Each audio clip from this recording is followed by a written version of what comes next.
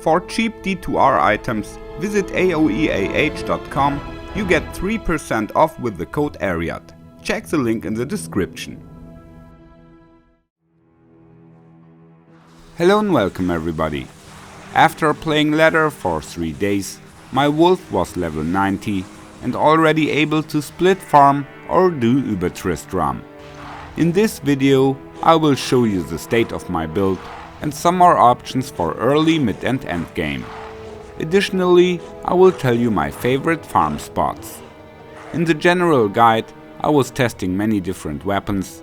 Here I concentrate on the weapon Obedience, which is kinda cheap but also very strong. We will take a look at some more details. Let's go! First, my skill tree. I play Fury and Fire Claws, Werewolf and Lycanthropy get maxed as well, and I also have put 20 points into the synergy Firestorm. Here you can see my stats, high damage, life and resistances, and the attack rating is fine as well. Here you can see my items. Like I said, I play Obedience, and I also got a Metamorphosis helm yet. Then I play Laying on Hands, a Blood Recipe Dual Leecher, a String of Ears and a Ravenfrost, like recommended in my guide. As soon as you got Metamorphosis you don't urgently need the Raven anymore, but it still pays for the dex and attack rating. I decided to play Natalia's Soul for the first, as it fits the resistances I need. Further I use Atma's Scarab here. That's also a good option for the amulet slot, which I did not mention in the guide. The curse doubles your physical damage and breaks immunities. A very good armor for the mid game is Smoke. It does not cost much and it adds plus 50% to all resistances. In the inventory I got Torch and Eniet and some charms with attack rating, life and resistances. I also got a sideboard for Übertristram. The Treasury armor is for precasting Fate of course. Draculs make Übertristram much more comfortable, because for using the charges of a life tap weapon, you always have to shift into human form. During battle, this is kinda nasty of course, but it can work as well. However, it becomes much more easy when playing the Draculs. I also got Kira's Guardian here, to boost up my resistances for the fight against Uber Mephisto. The marks from the Metamorphosis helmet stay for 3 minutes and they are not removed when changing the helmet. So with Fate Precast and Kira's, it's very easy to get enough resistances. When fighting Diablo and Bale, I switch back to Metamorphosis of course, for the skill levels and additional 25% crushing blow. In Übertristram, I mainly use the Fire Claws to attack the bosses. In between I attack with Feral Rage to get the buff, and I use Fury when I'm alone with the boss or when I need to re-trigger the life tap. When farming other spots my main attack is Fury, because it hits multiple targets, and my regular Life Leech works best here due to the high physical damage. But the Fire Claws play an important role here as well. We need them to kill physically immune monsters quickly, and also many other monsters get more damage from the Fire Claws. In the end, that's depending on the monster type. So if the monster has no immunity against fire or physical damage, but its fire resistance is much lower than their resistance against physical attacks, the Fire Claws will obviously do more damage. In general, all types of monsters that contain physically immune elites have a high physical base resistance, so they become immune when getting the mod Stone Skin. Best way to find out is just try out which attack does more damage. In your favorite farming spots, you will soon know which attack to use for which monster. But of course you can find the metadata in the internet. I have shared a good link in the description below. In general you can play this build without a Sunder Charm, but since there are double immune monsters that can't be damaged by fire or physical damage, it's nice to have one in the cube.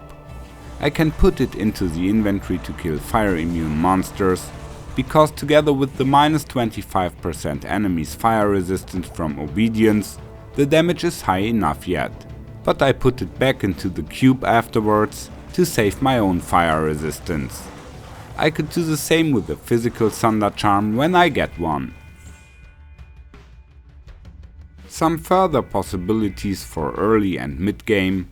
The runeword Bulwark is great to add life leech and some physical damage resistance.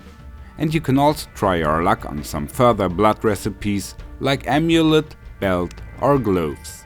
By the way, you will find a video with all cube recipes in the description below. For some magic find I got a Geats and a nice amulet yet, and I could easily add more by some war traps and a gold wrap. Another option for the endgame I did not mention in the guide.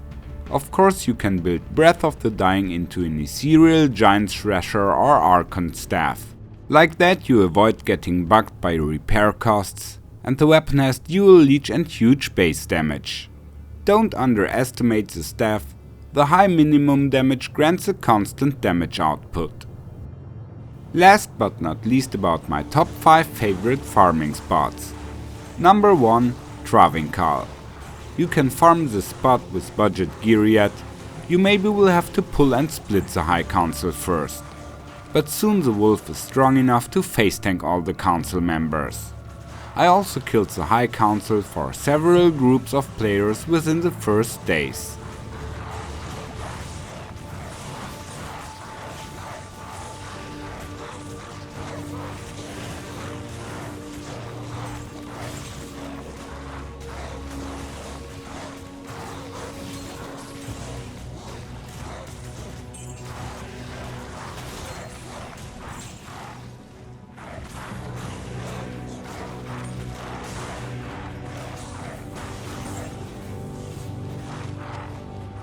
Number 2. Pindle. When having enough life and damage reduction yet, Pindle skin is a very nice farm spot of course. The way is very short and the loot table has high quality.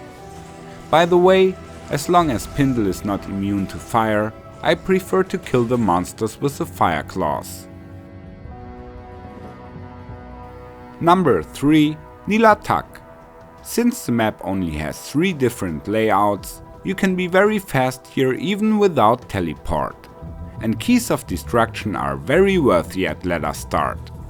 I play a simple strategy here. I pull and kill some monsters to open a gap and then directly attack Nilatak with my fire claws. If he is fire immune, I use Feral Rage instead. As long as Nilatak is alive, be careful and create some distance to the corpses.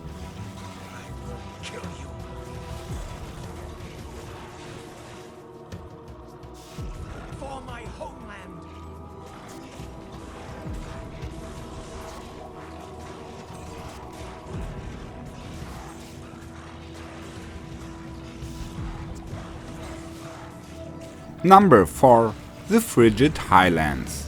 Of course Shank and Nilatak are popular spots because they are close to the waypoint.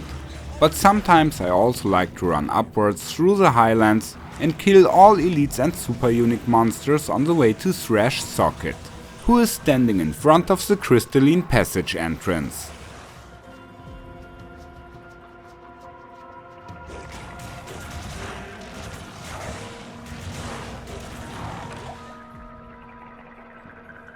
Number 5. The Arachnid Lair. You can always find the entry next to the Spider Forest waypoint, and it's a very compact T85 area. Basically the wolf can also farm the Chaos Sanctuary, the Worldstone Keep or any terror zone.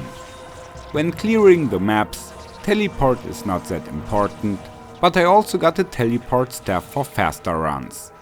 Like that, Andariel and Mephisto or the Countess and the Summoner become more attractive as well. By sparely using the teleport charges, you can keep the costs low. I say goodbye, take care, and may the loot be with you.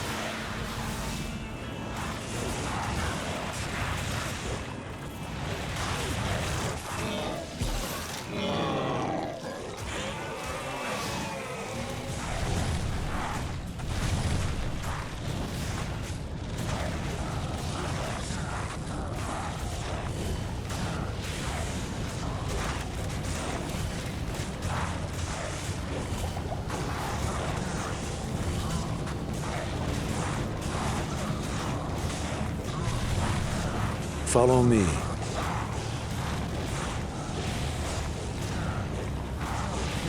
Come on. Thank you. Goodbye.